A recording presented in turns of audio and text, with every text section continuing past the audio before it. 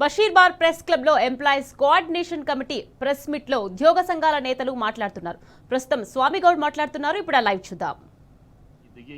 ఈ కార్యక్రమాన్ని చేయాల్సి వచ్చింది కాబట్టి వెంటనే రాష్ట్ర ప్రభుత్వం జేఏసీ నాయకులను పిలిచి వాళ్ళతో చర్చించి డిఏను విడుదల చేస్తూ పీఆర్సీని కూడా అపాయింట్ చేయవలసిందిగా మేము ప్రధానంగా వారిని కోరుతా ఉన్నాం.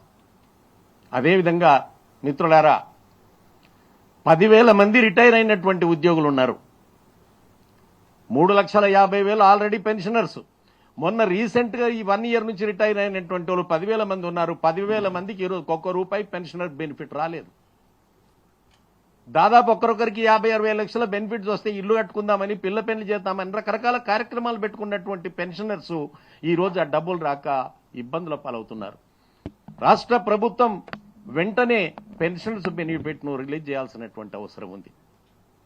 ఇక ఆఖరుగా మీకు అందరికీ తెలియని విషయం కాదు, మీకు అందరికీ తెలుసు, ఒక ప్రభుత్వ ఉద్యోగి ప్రభుత్వ సంస్థలో పనిచేసిన తర్వాత ఏ వ్యాపారం చేసుకోవడానికి అవకాశం లేదు, ఏ జనరల్ స్టోర్ పెట్టుకునే అవకాశం లేదు, ఒక ఇండస్ట్రీ పెట్టుకునే అవకాశం లేదు, ఏ అవకాశం లేదు. ఖచ్చితంగా పొద్దున 10 గంటలకు పోవాలి, 5 గంటల దాకా ఆఫీసులు ఉండాలి, పనిచేయాలి.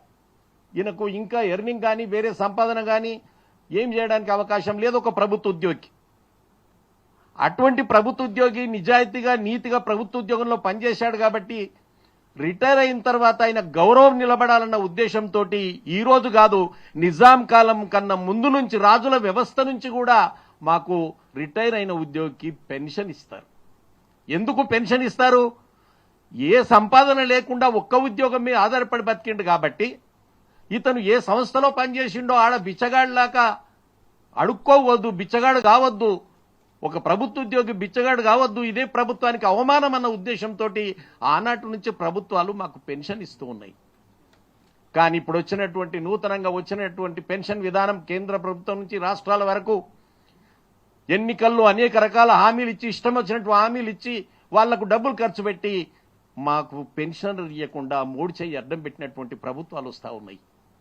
అందుకే ఈరోజు మేము కోరుతా ఉన్నాం, మేము చాలా సంతోషపడ్డాం. గత ప్రభుత్వం ఎలక్షన్ హామీలు ఇచ్చింది, వెంటనే ఈ కొత్త పెన్షన్ స్కీమ్ తీసేసి నేను ఓల్డ్ పెన్షన్ స్కీమ్ ఇస్తా మీకు అందరికీ అని చెప్పి గతంలో ఉద్యోగం అపాయింట్ అయినటువంటి వారికి హామీ ఇచ్చారు. అందుకే నేను వెంటనే ఆ ఉద్యోగులకు ఓల్డ్ పెన్షన్ స్కీమ్ను అలాట్ చేయండి, ఓల్డ్ పెన్షన్ స్కీమ్ అమలు చేయండి, వారికి న్యూ పెన్షన్ స్కీమ్ తీసేస్తామని మాట ఇచ్చారు. కాబట్టి దయచేసి అది చేయవలసిందిగా నేను రాష్ట్ర ప్రభుత్వాన్ని వినమ్రంగా రిక్వెస్ట్ చేస్తా ఉన్నాను. పెన్షనర్స్ అంతా మీకు రుణపడి ఉంటారు. ఈ ప్రభుత్వాలు మమ్మల్ని ఆ సంస్థలో బిచ్చగాలం చేయకుండా అక్కడనే బిచ్చమడుకోకుండా మాకు పెన్షన్ ఇస్తే మేము మర్యాదగా వృద్ధాప్యంలో మర్యాదగా బతికే అవకాశం ఉంటుంది. కాబట్టి నేను దయచేసి వారిని రిక్వెస్ట్ చేస్తా ఉన్నాను. కాబట్టి మిత్రులారా, నేను ఇంకా ఎక్కువ విషయాల జోలికి వెళ్లకుండా మీతోటి ఈ 4 డిమాండ్స్ ఏవైతున్నాయో వీటిని వెంటనే అమలు చేయాల్సిందిగా జేఏసీ రాష్ట్ర జేఏసీలో పనిచేస్తున్నటువంటి నాయకులను పిలిచి ముఖ్యమంత్రి గారు చర్చించి వెంటనే డిఏలు రిలీజ్ చేయాలి, పీఆర్సీ ప్రకటించాలి, పెన్షనర్ల బెనిఫిట్ రిలీజ్ చేయాలి, ఓల్డ్ పెన్షన్ స్కీమ్ను అమలు చేస్తామని మాట ఇచ్చారు. దయచేసి అది అమలు చేయవలసిందిగా మిమ్మల్ని కోరుతూ ఈ అవకాశం కల్పించినటువంటి మీడియాకు వేదికకు ధన్యవాదాలు తెలియజేస్తాను. Thank you.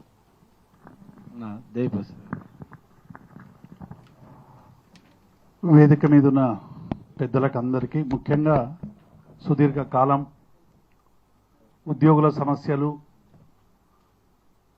ఆయా సందర్భాల్లో ప్రజా పోరాటాల్లో పాల్గొని ఉద్యోగుల, ఉపాధ్యాయుల, కార్మికుల జీవన ప్రమాణాలని భారతదేశంలోనే అగ్రగామిగా నిలిపినటువంటి నాయకులమందరం కూడా ఒక సామాజిక బాధ్యతగా, ఎందుకంటే ఉద్యోగుల, ఉపాధ్యాయుల ప్రేమతో ఉన్నత స్థాయికి చేరుకున్నటువంటి వాళ్ళం గనక వారి మీద ప్రేమతో మేమందరం కూడా ఇవాళ తెలంగాణ ఉద్యోగుల పెన్షనర్ల కోఆర్డినేషన్ కమిటీలు అనేటువంటిది ఒకటి ఏర్పాటు చేసుకున్నటువంటి విషయాన్ని మేము చాలా సందర్భాల్లో చెప్పాం. ఈ కలయికకు కూడా కారణం ఎవరో కూడా మేము పోయిన సమావేశంలో చెప్పాం. ఈ రాష్ట్ర ప్రభుత్వం ఉద్యోగుల పట్ల, ఉపాధ్యాయుల పట్ల, కార్మికుల పట్ల అనుసరిస్తున్నటువంటి వ్యతిరేక విధానాల మమ్మల్ని అందరినీ కూడా ఏకం చేసినాయి అనేటువంటి విషయాన్ని మరొకసారి మేము స్పష్టం చేసుకున్నాం. ఈ వేదిక రాజకీయాలకు అతీతంగా ఏ రాజకీయ పార్టీకి సంబంధం లేకుండా ఉద్యోగ సంఘాలం అందరం కూడా ఏకం కావాలని నిర్ణయించుకున్నాం. ఇందులో ఉన్నటువంటి వాళ్ళం వివిధ రాజకీయ పార్టీల్లో ఉన్నప్పటికీ కూడా రాజకీయాల వేదిక మీద మాకు మాట్లాడుకునేటువంటి అవకాశాలు, ఎందుకంటే పెద్దలు శ్రీనివాస్ గౌడ్ గారు మంత్రిగా ఉన్నారు గతంలో, మా స్వామన్న శాసన మండలి చైర్మన్గా ఉన్నారు, విప్పుగా సుధాకర్ రెడ్డి గారు ఉన్నారు, విఠల్ గారు భారతీయ జనతా పార్టీలో ఉన్నారు, అట్లాగే ఉద్యోగ సంఘాల్లో క్రియాశీలకంగా పనిచేస్తున్నటువంటి అనేక మంది కూడా ఇవాళ వేదిక మీద ఉన్నారు. మేము ఈ ప్రభుత్వాన్ని చాలా స్పష్టంగా ఇంతకుముందు మా శ్రీనివాస్ గౌడ్ గారు స్వామి గౌడ్ చెప్పినట్టు వెంటనే ఉద్యోగులకు సంబంధించినటువంటి సమస్యల పరిష్కారం కోసం కమిటీలు ఏం చేస్తాయి. ఇలా ముఖ్యమంత్రి గారు చివరికి ఒక కమిటీ వేసి వారం రోజుల్లో ఇవ్వమన్నాడు. ఆ నవీన్ విఠల్ కమిటీ ఇప్పటి వరకు 12-13 రోజులు అయిపోయింది. కమిటీ 2 సార్లు ఉద్యోగులతో మాట్లాడినట్టుగా పత్రికల్లో వార్తలు వచ్చినాయి, కానీ కమిటీకి సంబంధించినటువంటి నివేదిక ఏందో ఇప్పటి వరకు బయటపడలేదు. ఎక్కడైనా ఆఫీసర్ల కమిటీ సమస్యలు పరిష్కారం చేసినటువంటి దాఖలాలు ఏ దేశం ఏ రాష్ట్రంలోనైనా ఉన్నాయా ఇలా చెప్పాల్సినటువంటి అవసరం ఉంది. గతంలో కమిటీలు వేసిండ్రు, మంత్రుల కమిటీ వేసిండ్రు. మా గౌరవ బట్టి విక్రమార్క ఆర్థిక శాఖ మంత్రి నేతృత్వంలో కమిటీ వేస్తే 6 నెలలు 7 నెలలు అయిపోయినా ఆ కమిటీ ముందుకు పోలేదు. మరి మంత్రుల పైన కమిటీ ఎవరు ఉంటారు? ఇక ఉండాల్సింది ముఖ్యమంత్రి. కాబట్టి ఆ మంత్రుల కమిటీ కాదనుకున్నప్పుడు ముఖ్యమంత్రి నేరుగా పిలిచి చర్చలు జరపాలి, కానీ కమిటీలు వేసి గతంలో కోదండరాం కమిటీ అన్నారు, చిన్నారెడ్డితో మాట్లాడమన్నారు, అనేక మందితో అనేక ప్రయత్నాలు చేశారు. చివరికి ఇప్పుడు ఏమైందంటే మొత్తం కూడా వదిలిపెట్టి నవీన్ విఠల్ దగ్గరికి ఉద్యోగులు పంపించేటువంటి ప్రయత్నం చేస్తారు. కాబట్టి ఈ కమిటీలు కేవలం కాలయాపనకు తప్ప ఇవి ఎందుకు పనికిరావని మేము మొదటి నుంచి కూడా చెప్తా ఉన్నాం. ఈ సమస్యలన్నీ కూడా మా ఉద్యోగ సంఘాలు మేము ఉద్యోగ సంఘాలు చేసేటువంటి పోరాటానికి మేము 100% మద్దతు ప్రకటిస్తా ఉన్నాం. ఎందుకంటే ఉద్యోగులు ఉపమంత్రి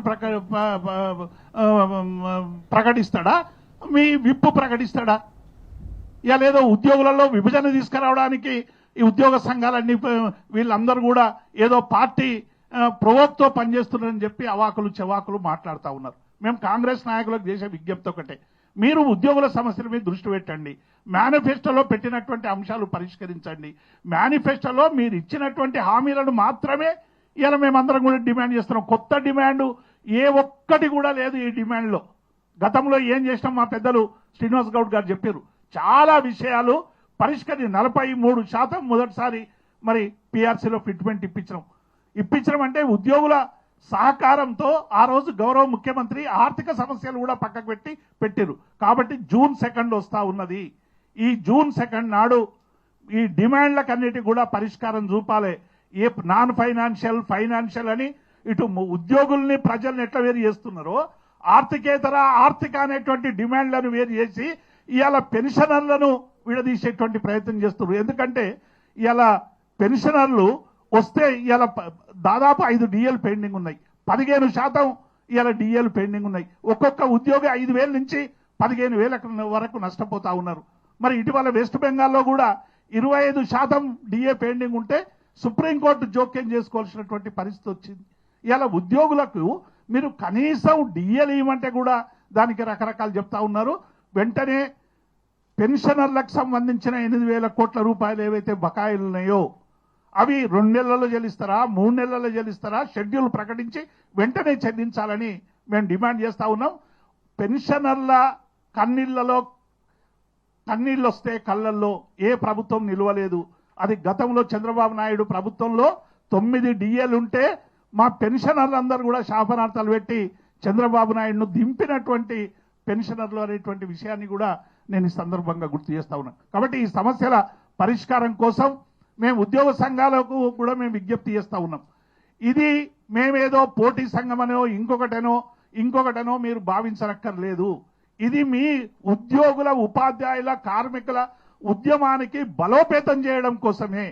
వాటి సమస్యలు పరిష్కారం చెయ్యకుంటే మేమందరం కూడా సకల జనుల సమ్మెలో పాల్గొన్నటువంటి నాయకులం అందరం కూడా అవసరమైతే మరి జిల్లా స్థాయి పర్యటనలు కూడా చేసి జిల్లా స్థాయి క్షేత్రస్థాయిలో కూడా ఇలా నిన్న మొన్న మేము మా సుధాకర్ రెడ్డి అన్న నిన్న మహబూబ్నగర్ పోయిండు, నేను మేడ్చల్ పోయినా. అందరూ ఉపాధ్యాయులు ఉద్యోగులందరూ కూడా వచ్చి అన్న ఏం పద్ధతి ఇది, ఉద్యోగుల్ని గౌరవించకుండా ముఖ్యమంత్రి గారు ఇట్లా మాట్లాడుతూ ఉన్నారు, మా సమస్యలు పరిష్కరిస్తలేరు, మరి మీరు తీసుకున్నటువంటి నిర్ణయాన్ని మేము స్వాగతిస్తున్నామని ఇలా పెద్ద ఎత్తున మరి కింది స్థాయిలో మరి ఒక ప్రశంసలు వస్తూ ఉన్నాయి. కాబట్టి ప్రభుత్వం వెంటనే జోక్యం చేసుకోవాలి. అట్లాగే మేము వివిధ రాజకీయ పార్టీలకు సంబంధించినటువంటి అన్ని రాజకీయ పార్టీలకు కూడా మేము విజ్ఞప్తి చేస్తూ ఉన్నాం. అన్ని రాజకీయ పార్టీల అధ్యక్షుల్ని కూడా మా స్వామి గౌడ్ గారు నేతృత్వంలో మేమందరం కూడా త్వరలోనే కలవబోతా ఉన్నాం. భారతీయ జనతా పార్టీ కానీ, కాంగ్రెస్ కానీ, బీఆర్ఎస్ కానీ, సిపిఐ కానీ, సిపిఎం కానీ వాళ్ళందరికీ మేము చేసే విజ్ఞప్తి ఏంటంటే, ఇది ఏదో 13 లక్షల మంది ఉద్యోగ కుటుంబాల సమస్య, దాదాపుగా పరోక్షంగా డైరెక్ట్ గా ఇండైరెక్ట్ గా 1 కోటి మంది ప్రజలకు సంబంధించినటువంటి అంశం. కాబట్టి ఈ సమస్యను పరిష్కారం కోసం మీ స్థాయిలో ఒత్తిడి పెట్టాలని కూడా మేము ఆ రాజకీయ పార్టీలకు విజ్ఞప్తి చేస్తా ఉన్నాం. అసెంబ్లీలో అటు బీఆర్ఎస్ అయినా బీజేపీ అయినా మిగతా వాళ్ళు కూడా సిపిఐ కూనంనేని సాంబశివరావు గారు కూడా ఈ పీఆర్సీ విషయంలో, డిఏ విషయంలో వెంటనే ప్రభుత్వం చర్యలు తీసుకోవాలని చెప్పారు. ఇర్రెస్పెక్టివ్ ఆఫ్ పొలిటికల్ పార్టీస్ అందరినీ కలుస్తాం, కలిసి ప్రభుత్వం మీద ఒత్తిడి తెచ్చి ఈ సమస్యను పరిష్కరించాలని మేము డిమాండ్ చేస్తా ఉన్నాం. మరి వేదిక మీద ఉన్నటువంటి అనేక మంది వాళ్ళందరం కూడా కలిసి ఒక కమిటీగా ఏర్పడ్డాం. ఇందులో బీఆర్ఎస్ కు సంబంధించినటువంటి గతంలో పనిచేసిన, బీజేపీలో ఉన్న మరి న్యూట్రల్ గా ఉన్నటువంటి వాళ్ళు ఉన్నారు, సిపిఐ సిపిఎం కు సంబంధించినటువంటి అభిమానులు, ఉద్యోగులు 1 కోటి మందిలో ఆర్ఎస్సీ నుండి ఆర్ఎస్ఎస్ వరకు ఉంటారు. మా జయశంకర్ గారు చెప్పినట్టు అందరూ ఉంటారు, ఇలా అన్ని భావాలలో ఉంటారు, ఏ ఒక్క రాజకీయ పార్టీకి లేదు. వీళ్ళందరూ కూడా అడుగుతున్నది ఏంది, ప్రభుత్వాన్ని మీరు ఉద్యోగుల కడుపు కొట్టకండి, పెన్షనర్ల సమస్యలు పరిష్కరించండి, 8,000 కోట్ల రూపాయలు విడుదల చేయండి.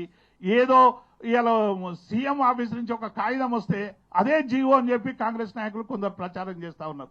సీఎం నుంచి పరిశీలించండి అని ఒక నోటు పోయింది. నోటు పోతే ఆ నోటిగా మొత్తం ఉద్యోగుల సమస్యలు పరిష్కారం అయిపోయినట్టే భావించి రకరకాల ప్రచారం చేస్తా ఉన్నారు. కాబట్టి మేము గవర్నమెంట్ కు డిమాండ్ చేస్తా ఉన్నాం, వెంటనే ఉద్యోగుల సమస్యల పరిష్కారం కోసం కదలండి.